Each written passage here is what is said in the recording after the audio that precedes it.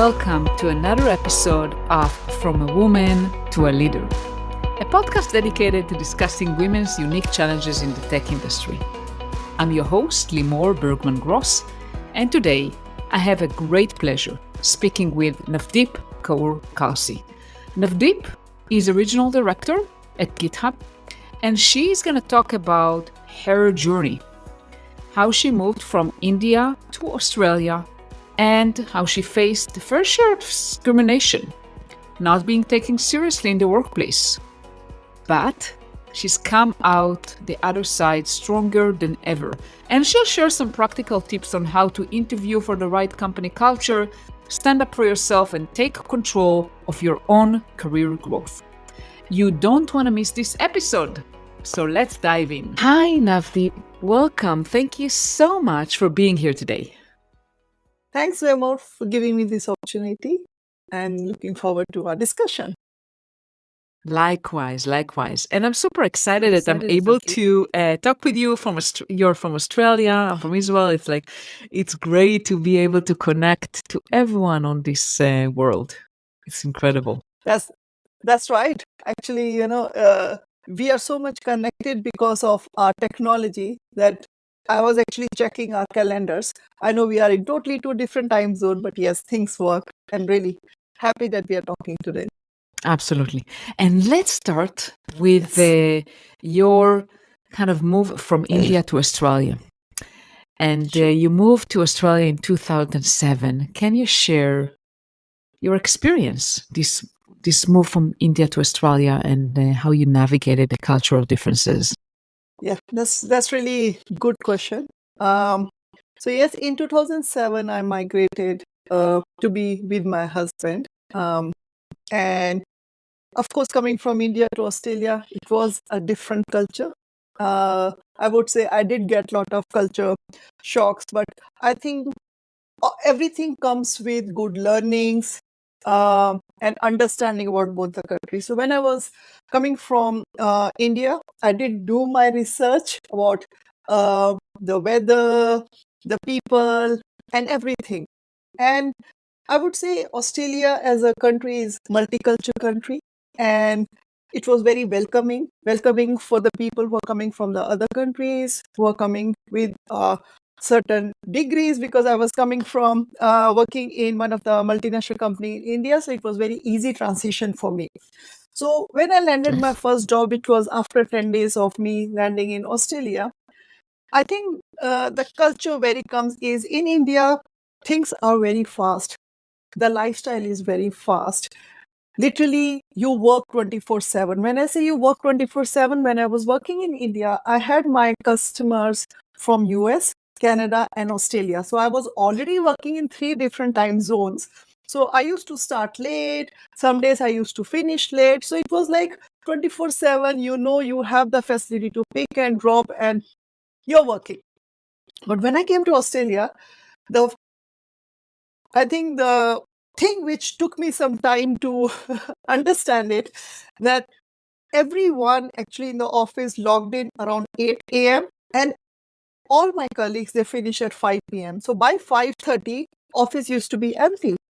And initially for first few days, I was feeling a little bit obliged that, maybe because I'm a newcomer, I should work. But my manager used to come and say, no, it's 5 o'clock, go home. So initially I was like, why this is happening? Is it like 5 p.m. is like shutdown time? And then I asked my one of my colleagues, like, why most of the shops, and in Australia, most of the shops are actually closed. Today also after 5 p.m., except grocery store, most of the shops are closed. Like they shut down at 5 p.m. And then I asked my manager and also one of my colleagues, like, what is this reason behind 5 p.m. shutdown? And they said that you need to spend time with your family. You need to upskill yourself. And then I think I realized that, oh, wow, this is like really good culture, that you do have a proper shutdown from the work.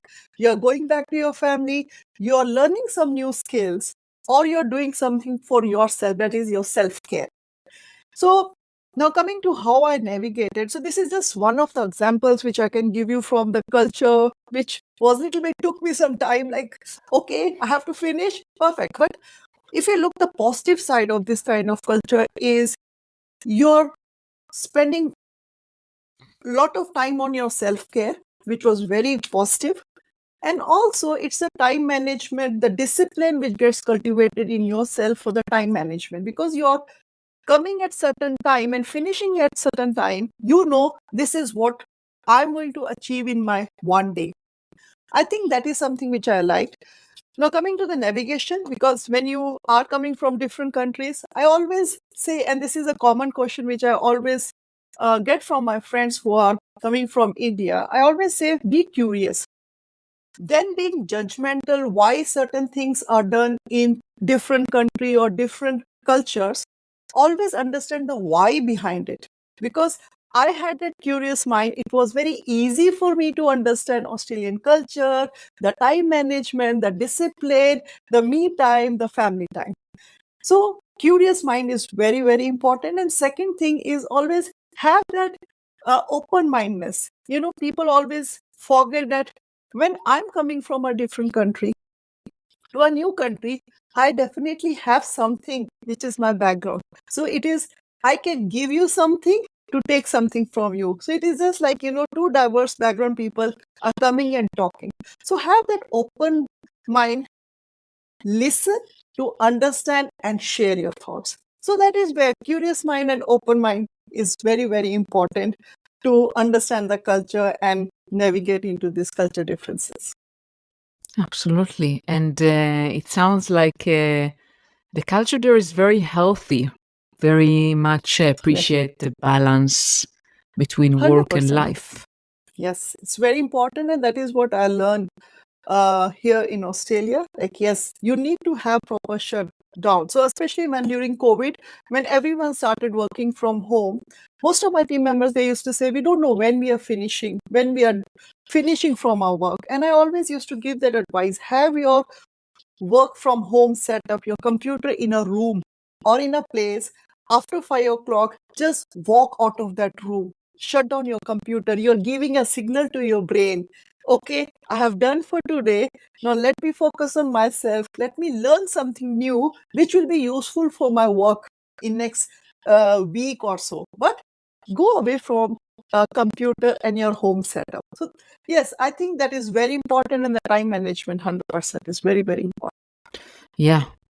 And you mentioned the stores also closed, so it's kind of made me curious. How do people buy stuff? When do they have time to actually go shopping? So Thursday, Fridays, all the stores are open till 9 p.m. now also. So we actually look forward to Thursday, 9 p.m. shopping, and also Friday. Otherwise, Saturday, Sundays are the time where usually people go for a shopping. Oh, okay. Yeah. Cool. So they have an answer to everything. That's right, of course. See, Yeah. things have to go on, right? So it's just that everything. So, because that was my question in India, because we usually used to go shopping around 6 p.m. in the evening.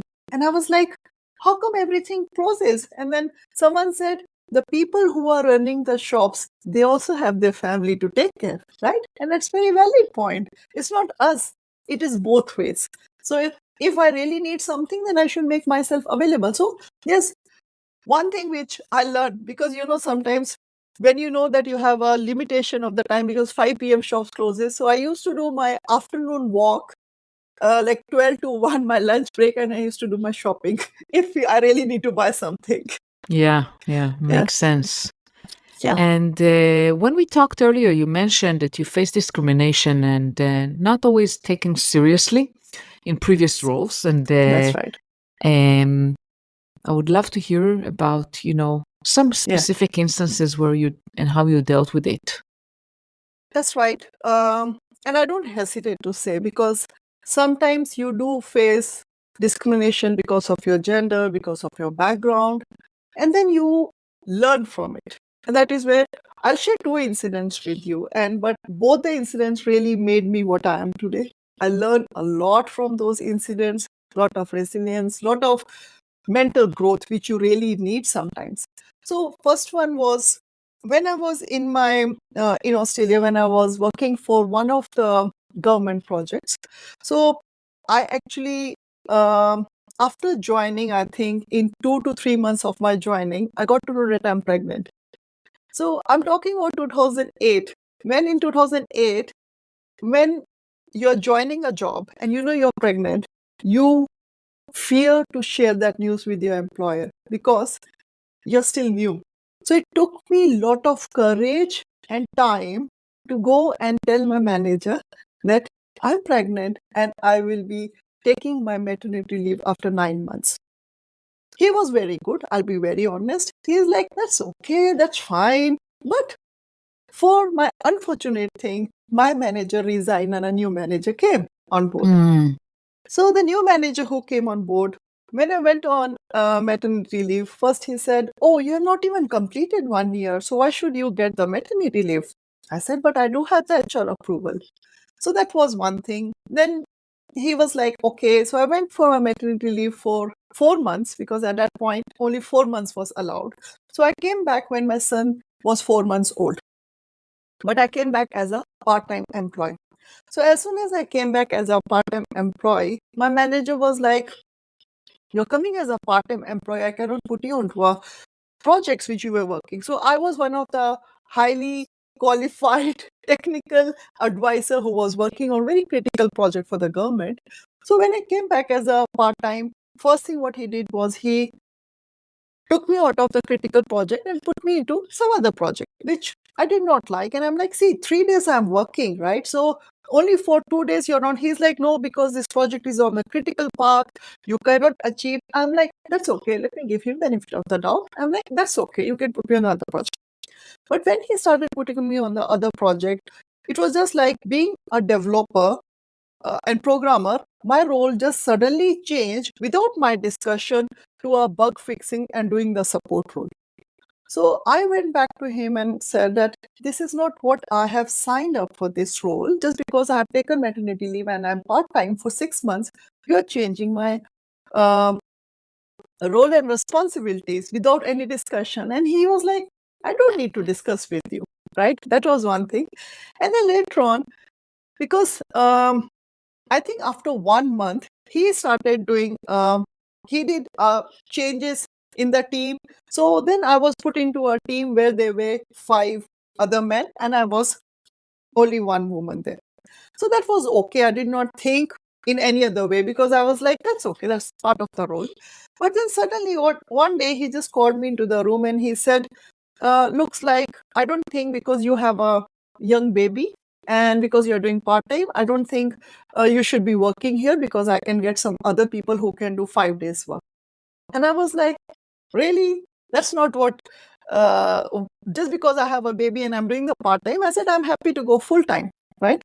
And because I proposed him that I can go full-time, he said, okay. So after I went full-time, he actually, after 1 month, he just made a case that my salary is high compared to my other peers, and he just made my position redundant.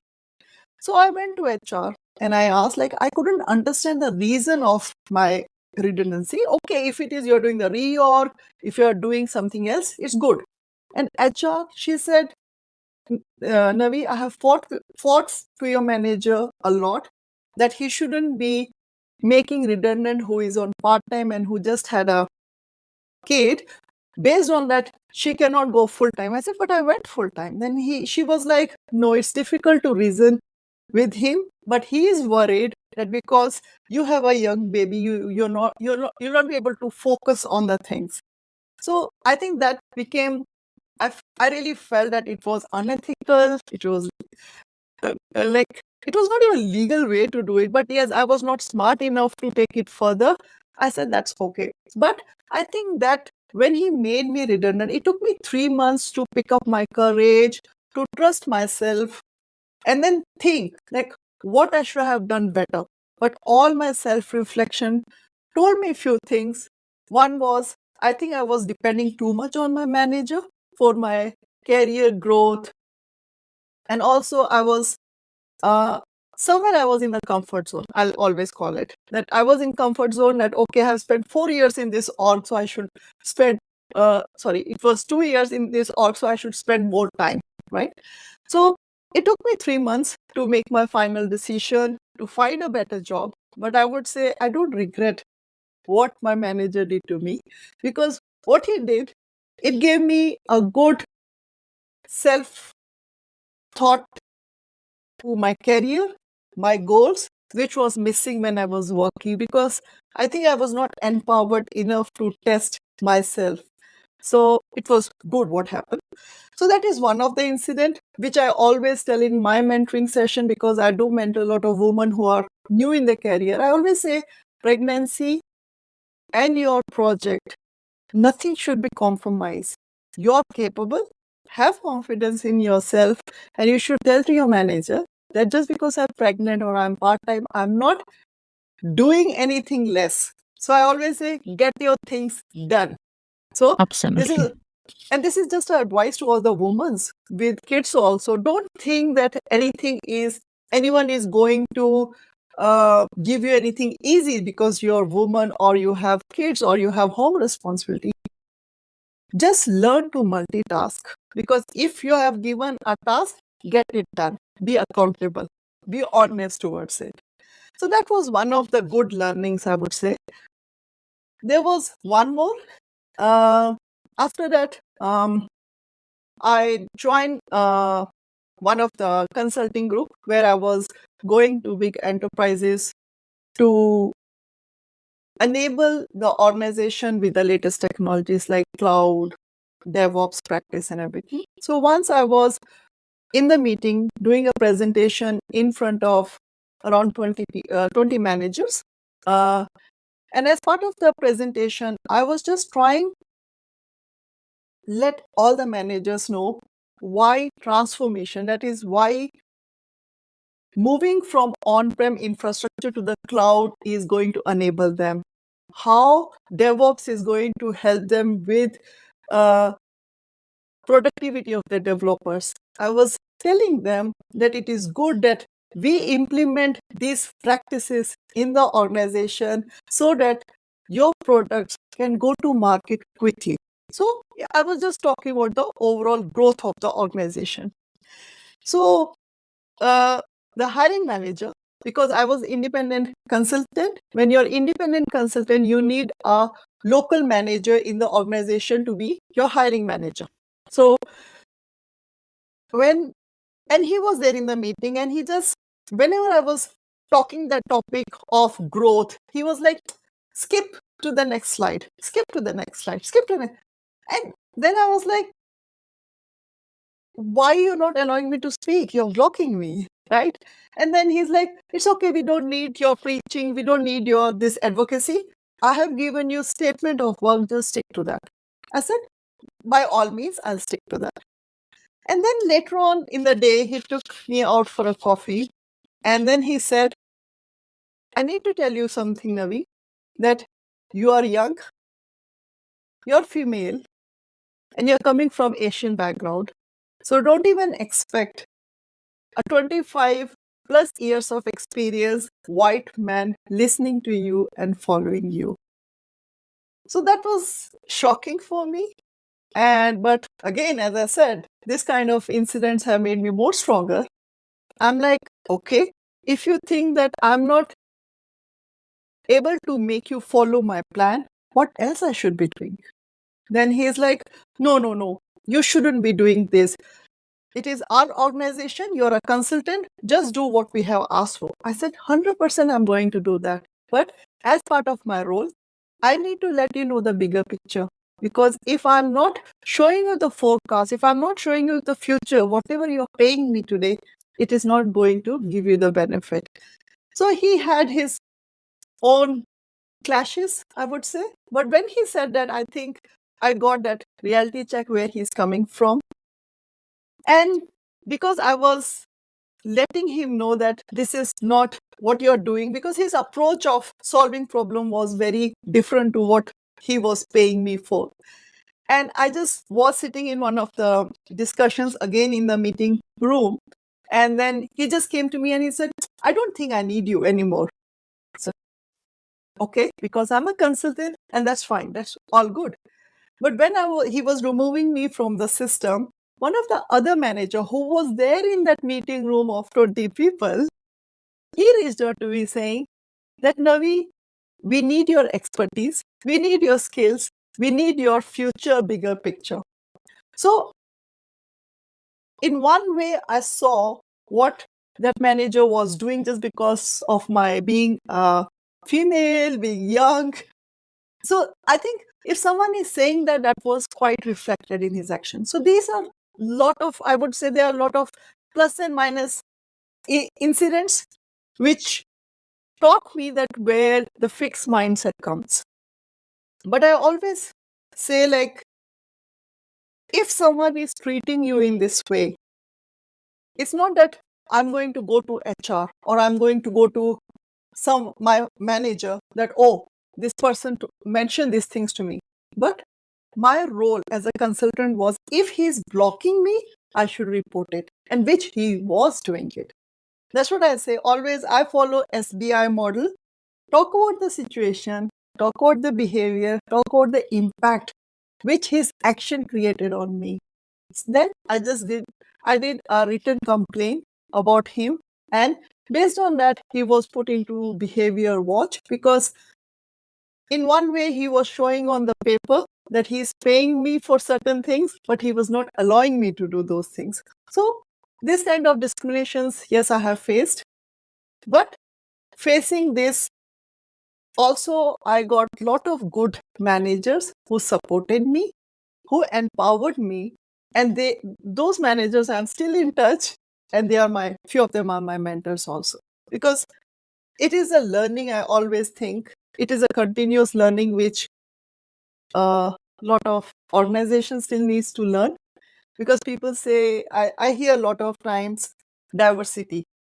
They say, oh, we are going to give first preference to women. And I always question that. Yes, you should give preference to women, but diversity is not only with women. Diversity means a bigger topic. It means a diversity is diverse background, right?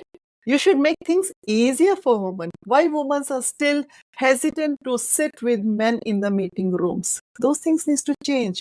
Why women feel that, oh, there's too many males in this, oh, there will be a male ego. I think those are the bigger things which we need to fix than just hiring women to tick those boxes of, like, oh, we have hired a woman. Oh, we have 40% of women in our team. No, make things comfortable for all the genders, I would say. Both the genders, all the genders, it should be welcoming for all kind of backgrounds. That is where it should go. Absolutely. Yes. I think that there are a lot of insights in both stories. First of all, I would Yeah. like to say that if something like that happens to you, it's not about you. It's about That's the other right. person. And Yes. and what causes people usually to behave the way you described is because they feel uncomfortable with having a smart, young, high achiever woman working with them, and it makes Yes. them feel maybe not that great about themselves. Yes. And that is what my other person, as I said, who was there in the meeting room, he was observing, and he was very quick to take the action that, why don't you come and work for us? And I think that was the behavior he saw. The other manager who was telling me that, oh, you're white, you're female, you're young. I felt that he was threatened because he created a superficial picture of his plan, which was not right, according to me, and he felt threatened that I'm exposing him. So that's what he started attacking me. But that's what we That's learn. okay. We learn from that, and the That's most right. important thing is to figure out what is kind of an environment you want to work for, Oh, and how yes. to find that environment and find the people. Spot on. Yes. So it's a great, actually, sometimes those experiences can tell us a lot about what we need and what is not the right Yes. environment for us. And I can give you those examples as well. Because as I said, this kind of incidents really made me learn a lot. So when I was looking for a job, because of my first manager, when I had my son, in that 3 months, I actually got 3 interviews. And I still remember, I know it's been a while, but I still remember, out of that 2 interviews, I really had a lot of good interest. right? And both the parties also had the interest. But how? Because I was coming from an environment which was not supportive enough of my skills, my growth, and also my goals, what I wanted to set. So one of the organization A, they were paying me 10,000 or 10 grands more. The other one was paying less. But still, I went for the one which was paying less for a reason. Because the hiring manager, who is my good friend now, the hiring manager, he made me very comfortable during the interviews. He made me, so comfortable that I could showcase my skills. And also, because I was coming from a very toxic environment, I actually myself said, I do have a young baby, so I may be leaving early few days. On that point, you know what he said? Oh, don't worry. I have 3 kids. Sometimes I don't even turn up to the work. That's all good. So I'm not expecting someone to help me, but it is just the comfort, the culture which we are going into. And believe me, getting a 10 grand less in my yearly package was worth, because I could work with that person. I could learn a lot, and he really showed me that why your personal career growth, your personal career journey is important than depending on others. So this is how I would always say, whenever you're going for an interview, do your research. Go check online what people have written about that organization. That is first step.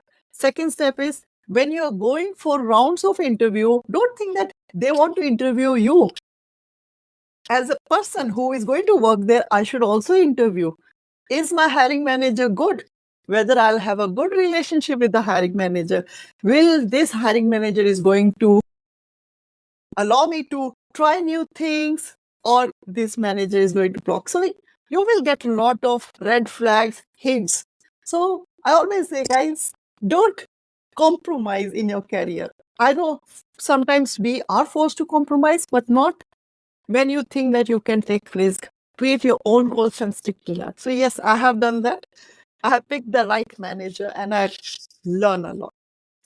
Yes, and I want to say something about that as well. So I'm all for getting good paycheck and getting what you're worth.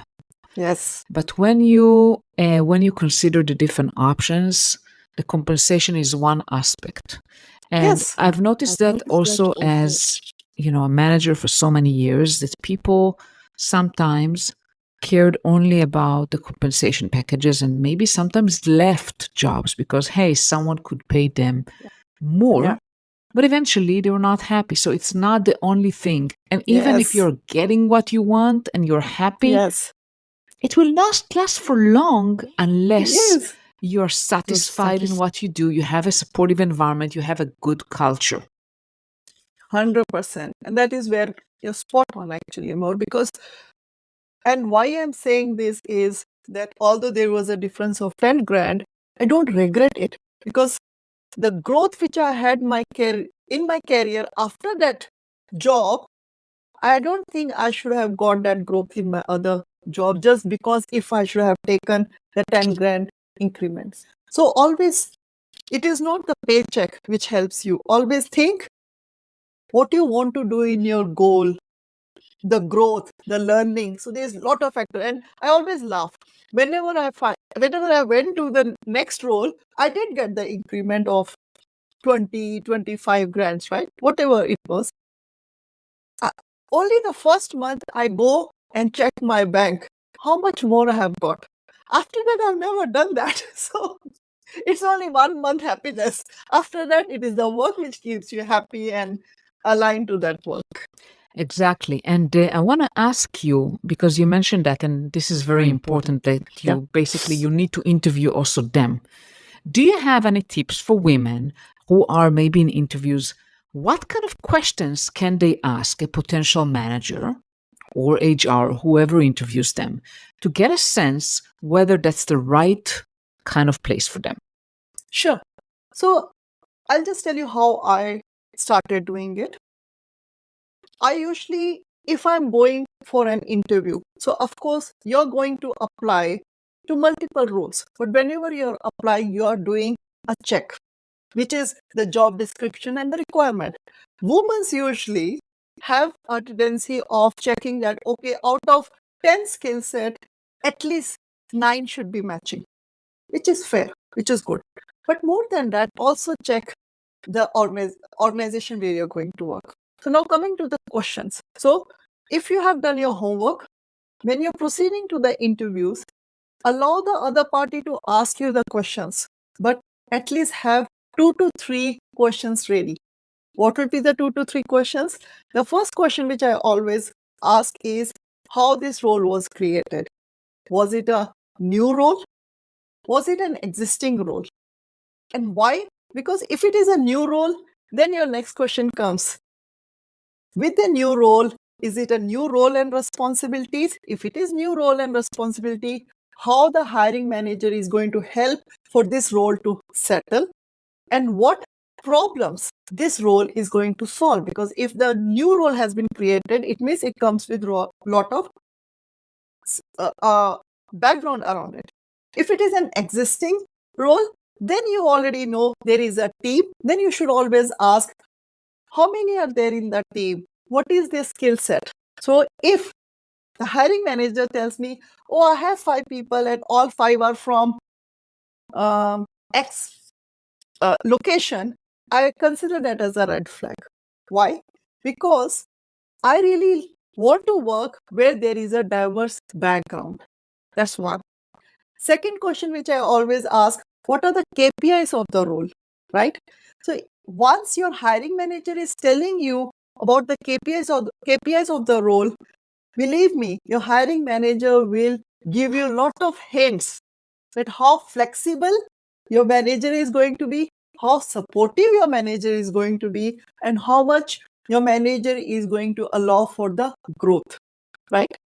So I think these are things, and always ask what this role is going to be after 2 years or 3 years. Why I ask this kind of questions is because whenever I'm starting a journey on a new organization, I usually have my goals set up. And those goals and the purpose is actually from that organization and also from my career growth. So if I have my 2 years of my career growth is that I want to be a senior director, I'm just giving you the example. So my new role which I'm going to take, it should be very much aligned to it. And if I'm planning in next 5 years, I want to be a VP, my again role should be aligned to that. And you should be confident enough to ask the hiring manager, what is the growth of this role? So if we are not asking these questions, we will never know with whom you are going to work, because your hiring manager play a very important role. So these are the questions which I'll be asking. Wonderful. And those are incredible questions. And I want to add that you mentioned about the team, which is super, super important.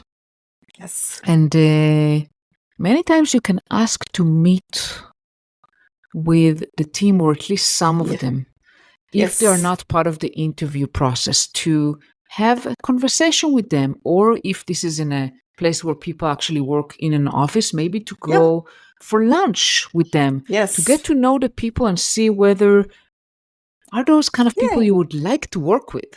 That's right. That's very important. But you'll not believe me more.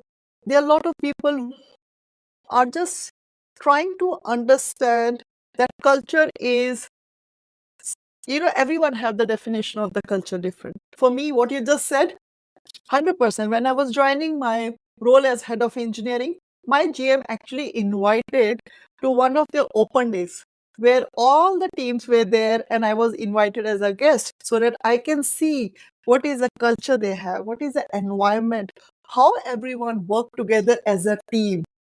So, but I think based on everyone's definition, some people just think that in the interview is one-way process, but it is two-way process. And then they should, if you're not asking for something, the answer is no, right? So I always say in your interview, please do ask questions. Do ask that I want to meet someone, right? If you're not asking, you're just assuming that, oh, I'm going to be in a nice place to work with.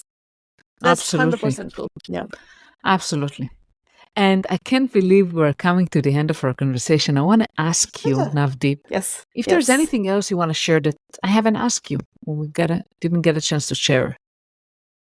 See, I always say be quite serious about your career because you're spending a lot of time in a day thinking and working. So control your career yourself. Don't wait for your manager or someone to tell you this is your next role. No, have your own goals. So in my current role also, people ask me, what is your next plan? I said, the story which I had when I joined this role, it is not complete yet. I'm just trying to complete that story. So have the purpose, have a vision. If you don't have a vision, someone else will have a vision for you in that role, right? So always have your control of your career, work towards it. I always say, dream big, set your goals based on that. It's okay to fail, change your directions, but own it so that you know you're going to succeed one day for sure. That's wonderful advice. How can people reach out to you, Navdeep? I'm very active on LinkedIn actually anymore. So always like to talk to people, always like to get inspired from the people. Because yesterday only I was talking to someone and I really liked his journey on the startup. And I said, I want you to be my mentor. And he was like, no, you cannot be my mentor. I'm like, no. And he said, no, I cannot be your mentor. And I'm like, don't worry. What I'm doing today, I know I'm good at this, but there are a lot of things which I need to learn. So LinkedIn is a perfect place to reach out to me. Always available. Do send me a message why you want to connect, so it's easy for me to know why we are connecting. Perfect. And I'll put your LinkedIn URL in the show notes. Sure. Thank you so much, Navdeep. It's been a pleasure speaking with you today. Same here, Limor, and I love you asking all those questions, and I could add value to your questions. And I would say it was more of a discussion. And as I always say, have your values and vision. Talking to people and networking is also important. And I think I don't hesitate to say I met you through the networking channel, which is really useful. And I'm talking to you today. So thank you so much. Absolutely. Thank you so much. Yes. Thank you so much for listening to another episode. And what's coming up next week? I have a pleasure speaking with Denzil Eden, and she is founder and CEO of Smarty AI. Denzil shared her incredible story of falling in love with coding when she was just 8 years old through a unique school program. You also hear how she went from thinking she could never be an entrepreneur to founding her own AI startup. And she opens up about the challenges women face in tech and entrepreneurship, like obviously the mere 3% of venture funding going to female founders. And she also provides invaluable advice for aspiring entrepreneurs, from validating your idea before writing code to building resilience against rejection. She is a huge inspiration as she discussed her passion for developing AI assistants that optimize human capabilities. So I invite you to be motivated by her journey, turning her childhood coding enthusiasm into a mission-driven career. Don't miss out my conversation with Denzil Eden next week on From a Woman to a Leader.